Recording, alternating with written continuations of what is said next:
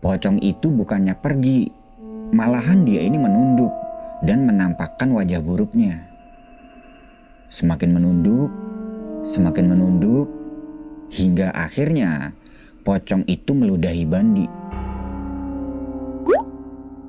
Bandi memikirkan perkataan lurah tadi. Kalau dia pengen tinggal di kampung itu, dia harus mati dulu. Dari sini, Bandi semakin bulat dengan niatnya ingin mengakhiri hidup agar bisa hidup di kampung itu.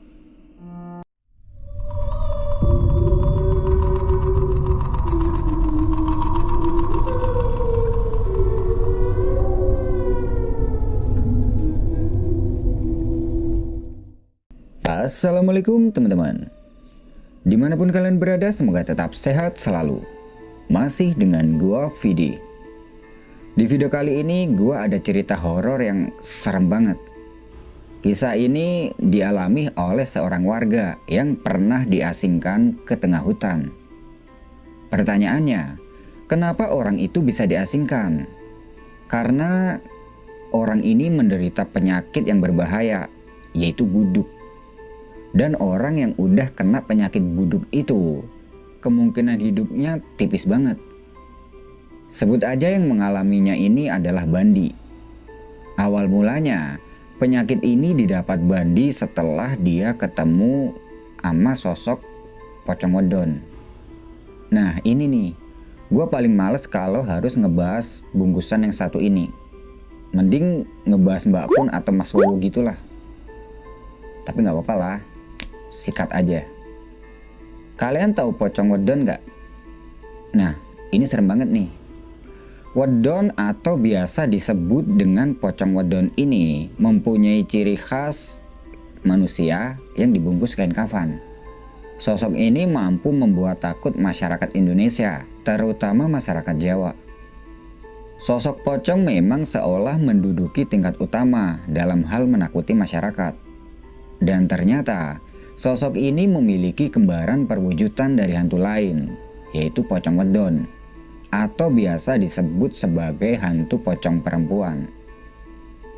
Kisah mengenai hantu wedon ini memang gak sepopuler hantu pocong, tapi di lingkungan masyarakat Jawa, justru sosok wedon ini sangat terkenal dan dianggap memiliki tingkat kejahatan yang lebih daripada hantu pocong. Menurut mitos yang berkembang, sosok wedon ini biasanya akan beraksi menampakkan kepada manusia, bahkan akan mengejarnya. Lalu, hantu tersebut akan menyemburkan cairan seperti ludah dari mulutnya, yang itu bisa mengakibatkan penyakit kalau terkena kulit. Salah satunya adalah penyakit buduk tadi.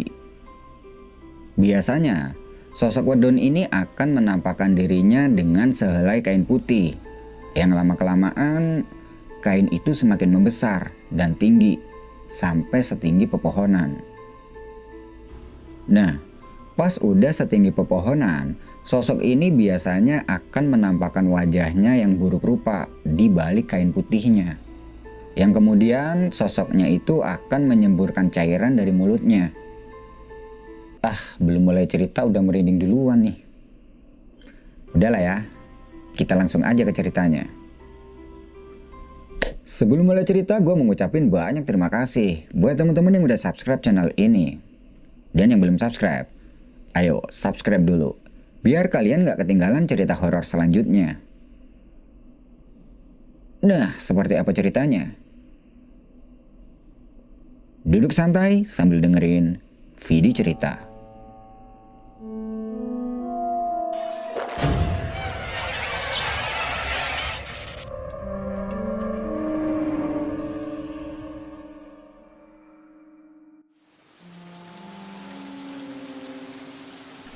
Musim penghujan telah tiba, waktunya para petani menanam padi.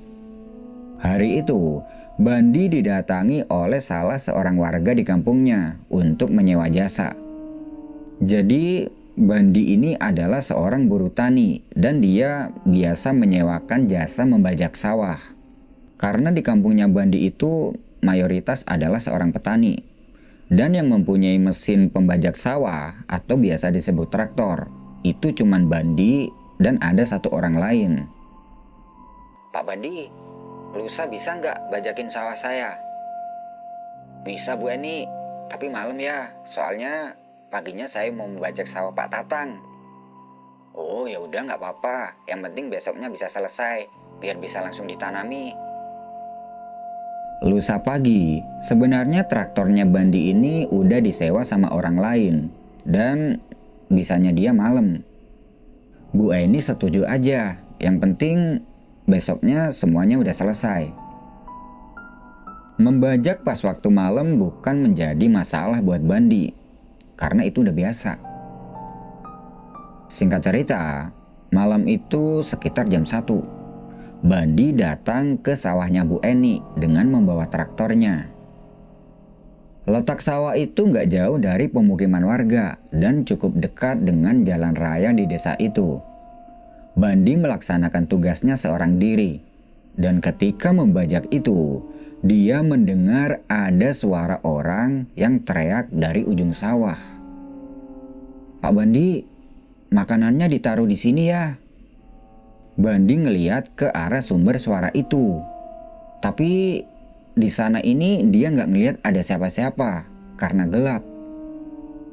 Dia mengira itu adalah suara orang yang ngirim makanan. Soalnya biasanya begitu. Bandi teriak balik. "Oh iya mbak, taruh situ aja." Dia melanjutkan tugasnya untuk membajak sawah. Setelah selesai, dia membawa traktornya ke pinggir jalan.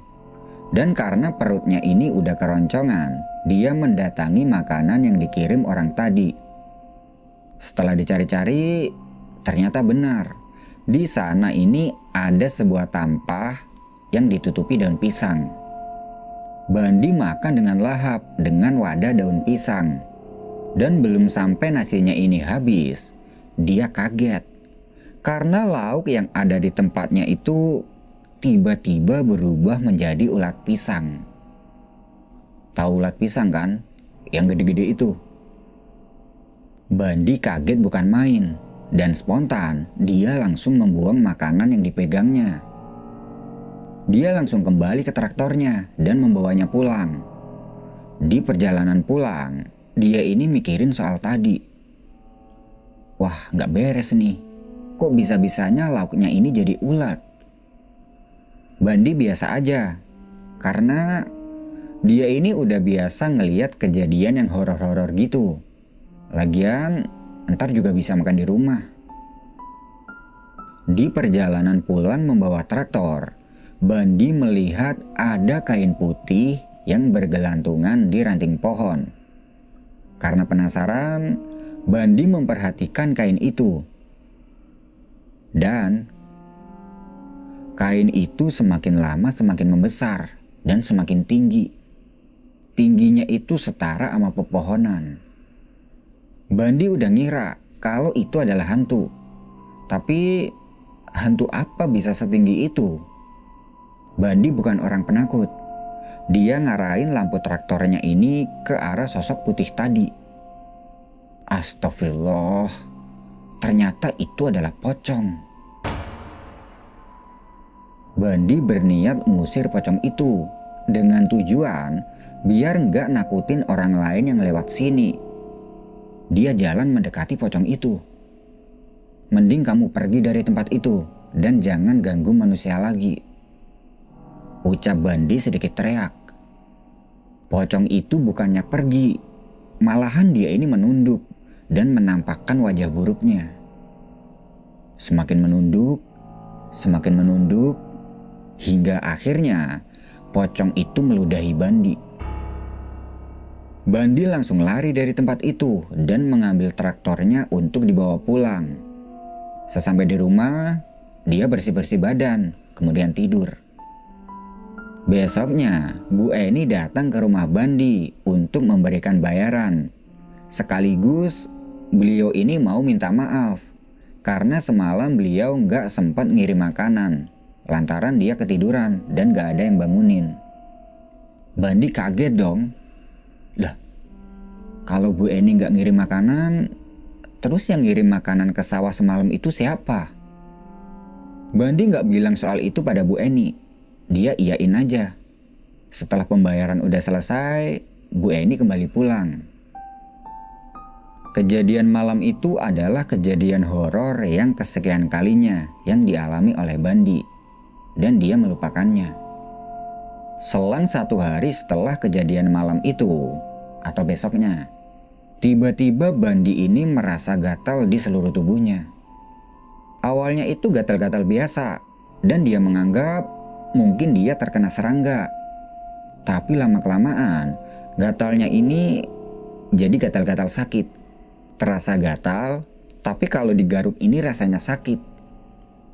Bandi masih nggak nganggep itu terlalu serius. Tapi lama-kelamaan kulitnya Bandi ini melepuh diakibatkan gatal-gatal itu. Karena udah gak kuat, dia tanya nih ke tabib di kampungnya. Dan tabib itu mengatakan kalau sakit yang diderita Bandi ini adalah penyakit buduk. Di kampung itu nggak ada yang namanya dokter, bidan, dan semacamnya. Yang ada cuma tabib. Dan warga udah biasa berkonsultasi dengan tabib kalau terkena atau menderita sakit. Bandi kaget mendengar pernyataan dari Mbah Tabib. Karena setahu Bandi, penyakit buduk itu sulit untuk disembuhkan. Dan kalaupun ini benar-benar penyakit buduk, berarti hidupnya dia tinggal sebentar lagi. Kabar itu menyebar cepat ke seluruh penduduk kampung. Hingga akhirnya Pak Kades mengambil keputusan untuk membawa Bandi ke tengah hutan untuk diasingkan.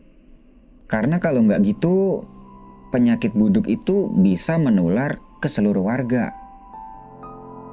Mau tidak mau, Bandi harus menerima pengasingan itu demi warga kampung. Siang itu dia diantar ke tengah hutan, tempat di mana Bandi akan diasingkan. Dan tempatnya itu udah pernah dihuni oleh orang yang mengalami penyakit sama. Dan orangnya itu sekarang udah meninggal. Bukan cuman Bandi, pihak keluarganya pun merasa sedih atas apa yang sudah menimpa Bandi. Tempat yang sangat sepi dan hanya hutan sejauh mata memandang. Terdapat sebuah gubuk kecil untuk istirahat. Dan disinilah Bandi akan menghabiskan sisa hidupnya. Setiap harinya, pihak keluarganya selalu mengirimkan makanan buat Bandi. Jadi kalau ngirim makanan itu nggak langsung ke orangnya. Ada tempat tersendiri untuk menaruh makanan itu. Dan jaraknya itu cukup jauh dari gubuk pengasingan. Makanan itu tinggal ditaruh aja di tempat itu dan nantinya akan diambil oleh Bandi. Di gubuk kecil itu, Bandi meratapi nasibnya. Seakan dia nggak percaya kalau hidupnya udah nggak lama lagi. Dan dia harus menghabiskan sisa hidupnya itu di sini. Semakin hari, kondisi Bandi semakin memburuk. Sekujur tubuhnya ini udah melepuh, tulangnya rapuh. Dan andai aja jarinya ini ditarik, kemungkinan bisa putus. Setiap pagi dan sore Bandi selalu datang ke tempat pengiriman makanan untuk mengambil makanan yang dikirim oleh keluarganya. 1 minggu, 2 minggu, hingga 1 bulan kegiatan Bandi hanya seperti itu. Sepi, sendiri, dan gak ada kawan. Dia cuma berharap satu, semoga Tuhan cepat mengambil nyawanya, biar penyakit yang dideritanya ini gak terus-menerus menyiksa dirinya. Tapi Tuhan berkehendak lain. Bandi masih diberi kesempatan untuk hidup, meskipun dengan keadaannya yang kayak gitu. Entah sudah hari yang keberapa, dengan keadaannya yang sudah frustasi, Bandi mencari cara untuk mengakhiri hidupnya, biar penderitaannya ini segera berakhir. Dia keluar dari gubuk kecil tempatnya berdiam diri dan jalan-jalan mengelilingi hutan. Sambil dia ini berpikir bagaimana caranya mengakhiri hidupnya. Sempat dia berpikir pengen gantung diri, tapi di hutan itu gak ada tali. Sempat juga dia ini pengen lompat ke jurang, Tapi di hutan itu juga nggak ada jurang. Pengen menghanyutkan dirinya ke sungai, tapi di hutan itu juga nggak ada sungai. Dia terus berjalan keliling hutan sambil memikirkan semua itu. Dan di tengah perjalanan, dia ini merasa ngantuk dan dia berniat akan kembali ke gubuk. Tapi belum sampai di gubuk, penyakitnya Bandi ini kumat. Badannya gatal-gatal dan nyeri. Dia melihat ada beberapa pohon pisang dan dia memutuskan untuk istirahat dulu.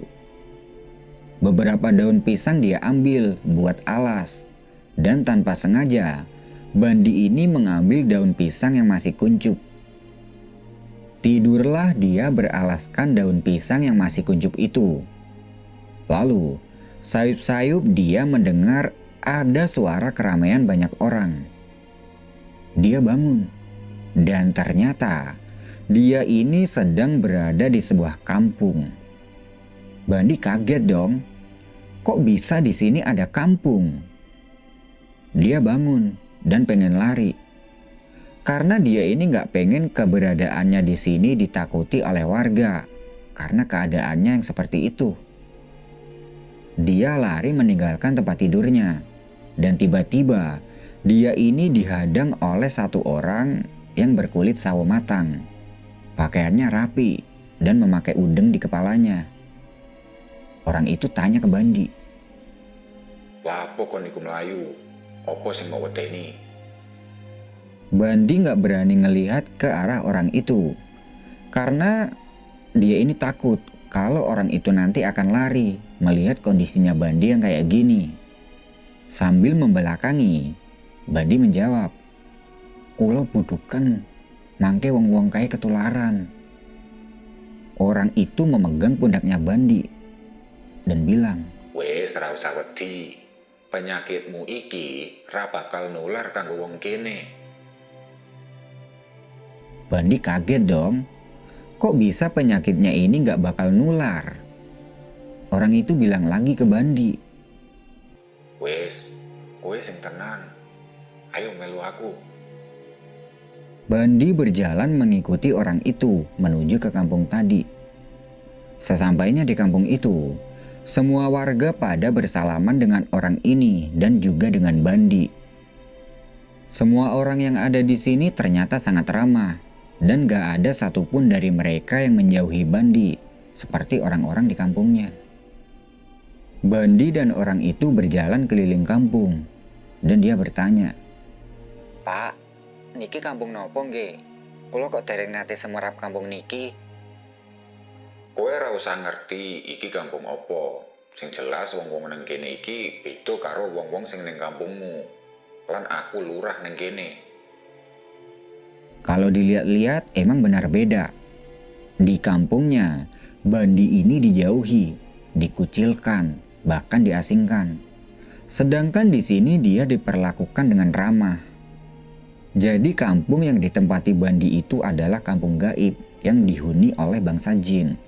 Tapi saat itu Bandi masih belum tahu kalau ternyata dirinya ini sekarang berada di alam lain. Di sisi lain, pihak keluarganya Bandi yang setiap harinya mengantarkan makanan merasa khawatir terhadap Bandi. Karena sudah 2 hari ini makanan yang diantarnya itu gak diambil sama Bandi dan masih utuh di tempatnya. Pihak keluarganya mengira kalau mungkin Bandi ini udah meninggal dunia. Perihal ini dilaporkan pada Bapak Kepala Desa. Dan beberapa orang terpilih langsung bergerak menuju ke gubuk pengasingan untuk melihat keadaan Bandi. Tapi saat itu mereka nggak ngelihat Bandi ini berada di gubuk. Udah disisir ke sekitar, tapi tetap aja keberadaan Bandi nggak ditemukan. Mereka menganggap Bandi emang udah meninggal. Lalu mereka ini balik ke kampung dan mengerahkan lebih banyak orang lagi untuk mencari Bandi, dengan tujuan agar bisa segera dimakamkan. Nah, pemakamannya ini tentunya nggak jadi satu sama pemakaman desa. Ada kuburan tersendiri khusus untuk orang-orang yang terkena buduk. Orang situ biasa menyebutnya kuburan buduk. Setengah hari penuh pencarian terhadap Bandi dilakukan, tapi tidak membuahkan hasil. Hingga akhirnya warga kembali ke kampung dan berencana melanjutkan pencarian ini besok. Mereka pada nggak tahu kalau sekarang Bandi ini ada di sebuah tempat yang bersifat gaib. Kabar menghilangnya Bandi jadi ramai di kampung. Beberapa orang beranggapan kalau Bandi ini udah meninggal dan disembunyikan oleh makhluk lain.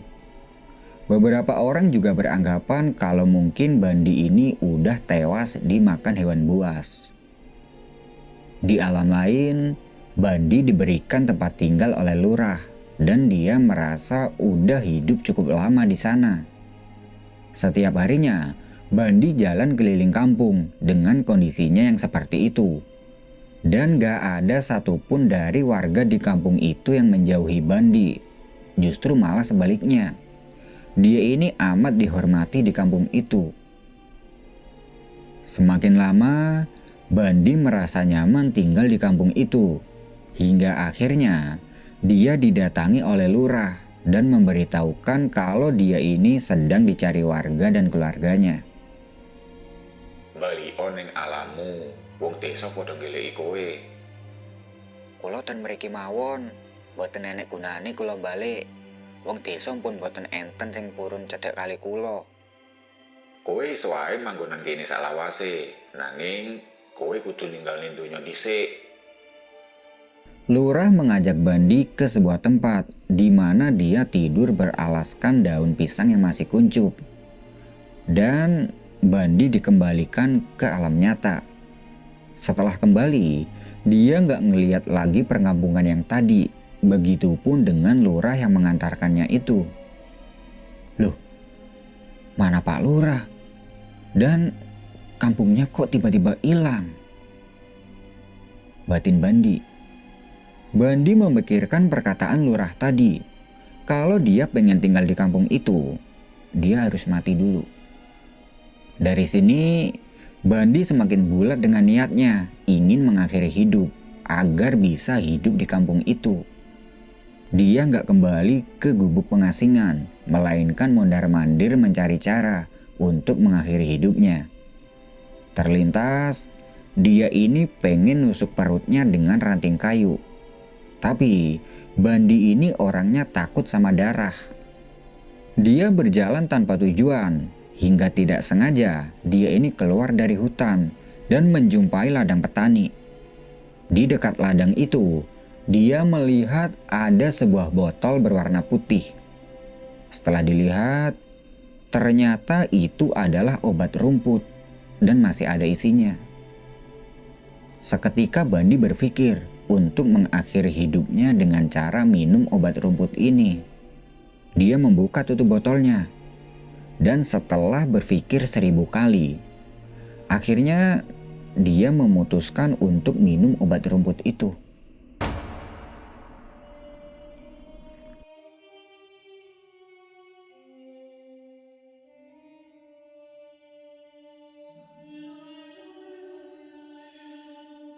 Dia meminumnya hingga habis.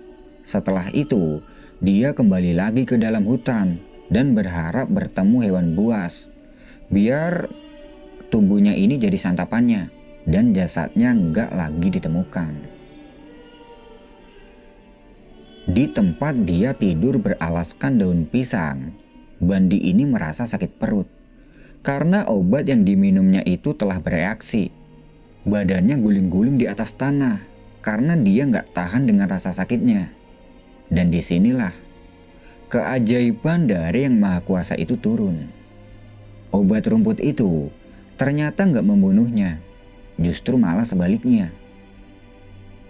Masih dalam keadaan sakit, Bandi ini pingsan. Dan sadar-sadar, dia ini udah nggak ngerasa sakit perut. Dari tubuhnya juga nggak kerasa. Bandi masih belum kembali ke gubuk pengasingan. Dan dia berharap bisa kembali ke kampung yang sebelumnya dia tempati untuk tinggal di sana. Beberapa warga sudah mencarinya, tapi tidak menemukan keberadaan Bandi di sini. Hingga akhirnya warga mengklaim kalau Bandi sudah meninggal dan mayatnya dimakan hewan buas. Speaker masjid mengumumkan kalau Bandi sudah meninggal. Keluarga Bandi berduka cita dan warga berdatangan ke rumahnya untuk melayat. Semakin hari, keadaan Bandi di hutan itu semakin membaik. Pisang yang belum matang menjadi makanannya, beserta daunnya. Gatal yang ada di tubuhnya semakin lama semakin gak kerasa lagi. Luka yang melepuh itu perlahan juga mengering. Hingga akhirnya, buduk yang ada di tubuhnya Bandi ini udah sembuh. Bandi kembali ke gubuk pengasingan. Dan ternyata, gubuknya ini udah bersih. Dia berniat untuk kembali ke kampung halamannya. Tapi nanti malam. Karena kalau siang-siang gini, takutnya warga pada lari ngeliat Bandi. Sementara masih siang, dia berdiam diri di gubuk itu sambil meratapi nasib buruk yang telah menimpanya. Seakan-akan dia baru bangun dari mimpi buruknya. Tapi dia masih belum yakin apakah warga bisa menerimanya lagi. Tapi meskipun begitu, dia ini sangat bersyukur karena udah diberi kesembuhan. Pas tengah malam, dia berjalan menuju ke kampungnya. Suasana di kampung malam itu sangat sepi karena warga udah pada tidur. Bisa melihat kampungnya lagi, Bandi ini merasa senang.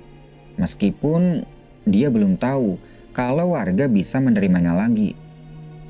Sesampai di kampung itu, dia nggak langsung ke rumahnya, melainkan ke rumah tabib untuk mengatakan kalau dirinya ini udah sembuh.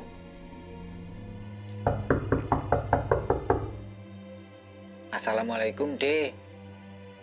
Waalaikumsalam. Sinten? Kula, tolong jenengan bukake lawange. Mbah Tabib sepertinya mengenal suara itu. Ini kayak suaranya Bandi, batinnya. Lalu dia turun dari tempat tidur, kemudian membukakan pintu.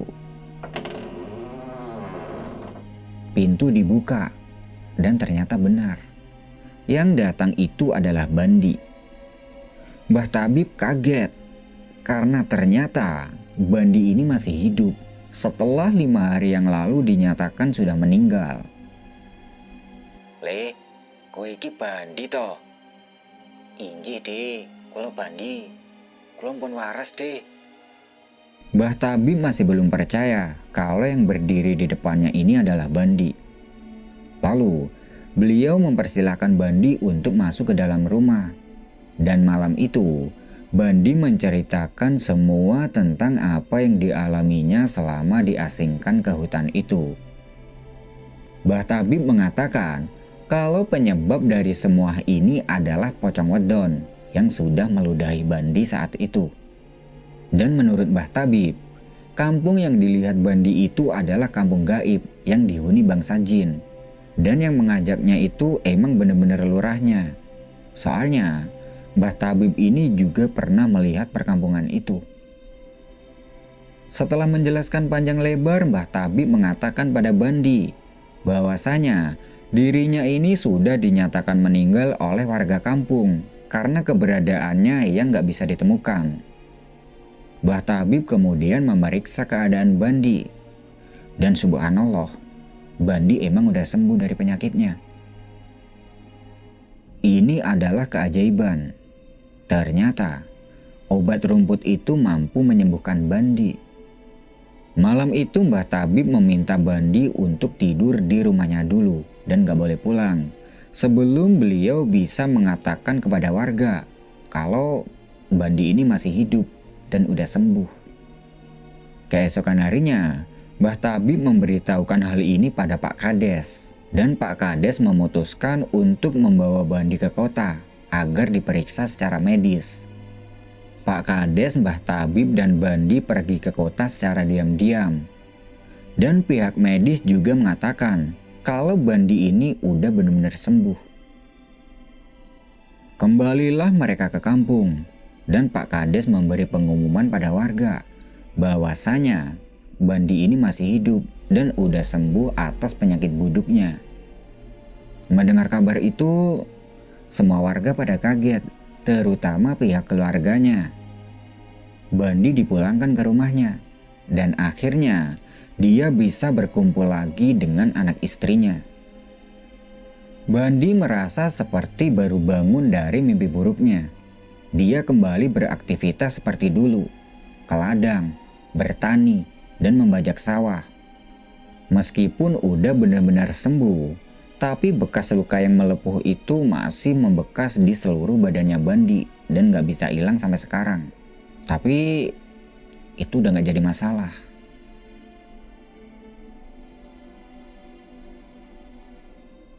Nah, gimana ceritanya teman-teman? Kasih pendapat kalian di kolom komentar. Oh iya, buat teman-teman yang punya pengalaman mistis ketika pendakian ataupun di tempat lain dan ingin di-share di channel ini, teman-teman juga bisa kirimkan ceritanya ke email di bawah ini. Terima kasih sudah menonton. Gua Vidi dan sampai bertemu di video berikutnya.